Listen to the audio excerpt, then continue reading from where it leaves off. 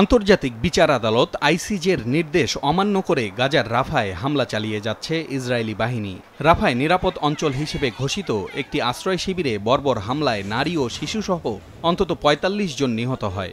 আহত হয় প্রায় ২৫০ প্যালেস্টাইনি। এই ঘটনার পর থেকে বিশ্বজুড়ে নিন্দার ঝড় উঠেছে। এটিকে হত্যাযোগ্য আখ্যা দিয়েছেন তুরস্কের প্রেসিডেন্ট রিসেপ তাইপ এরদোয়ান।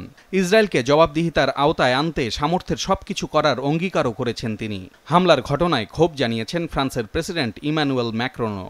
এছাড়া জার্মানি সহ ইউরোপের বেশিরভাগ দেশ ও আরব দেশগুলোর নেতারাও রাফাতে হামলার ঘটনায় তীব্র নিন্দা জানিয়েছেন।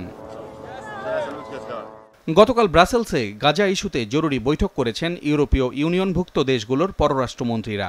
বৈঠকের পর ইউরোপীয় ইউনিয়নের পররাষ্ট্র নীতি বিষয়ক প্রধান জোসেফ বোরেল বলেন, রাফায় অভিযান বন্ধে ইসরায়েলকে অবশ্যই আন্তর্জাতিক বিচার আদালতের আদেশ মেনে চলতে হবে। The ruling of the International Court of Justice, which is the core of the international justice, in order to act above the national level, is at the core of the United Nations Charter.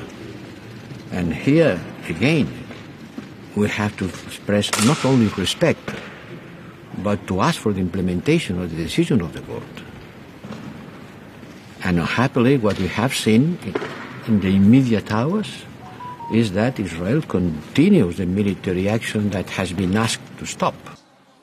রাফার আশ্রয় শিবিরে হামলায় ব্যাপক সমালোচনার মুখে দায়সারা জবাব দিয়েছেন Israeli প্রধানমন্ত্রী Benjamin Netanyahu. গতরাতে পার্লামেন্টে দেয়া ভাষণে ওই হামলাকে ভুলবশত মর্মান্তিক দুর্ঘটনা বলে উল্লেখ করেন তিনি। গাজায় বেসামরিকদের সুরক্ষার জন্য সম্ভাব্য প্রত্যেকটি বিষয় সতর্ক থাকা ইসরায়েলের জন্য গুরুত্বপূর্ণ। আমাদের সেনাদেরকেও এমন নির্দেশনা দেয়া আছে। যুদ্ধের সঙ্গে যুক্ত নয় এমন প্রায় ১০ লাখ বাসিন্দাকে আগেই রাফা থেকে আমরা সরিয়ে নিয়েছি। সর্বোচ্চ চেষ্টার পরও ভুলবশত আশ্রয় শিবিরে হামলা হয়েছে, যা মর্মান্তিক। সব লক্ষ্য পূরণের আগে গাজা যুদ্ধ বন্ধের কোনো ইচ্ছা আমাদের নেই।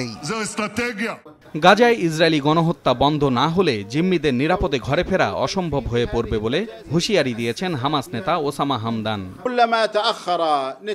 যুদ্ধ বন্ধ সহ বন্দি বিনিময় চুক্তি ছাড়া গাজা উপত্যকায় আটক ইসরায়েলিদের মুক্তি মিলবে না।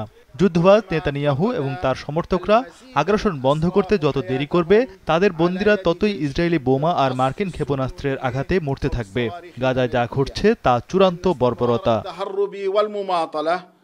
এদিকে গতকালও গাজা উপত্যকার বিভিন্ন এলাকায় চালানো ইসরায়েলি হামলায় আরও অন্তত ৩৩ প্যালেস্টাইনি নিহত হয়েছে।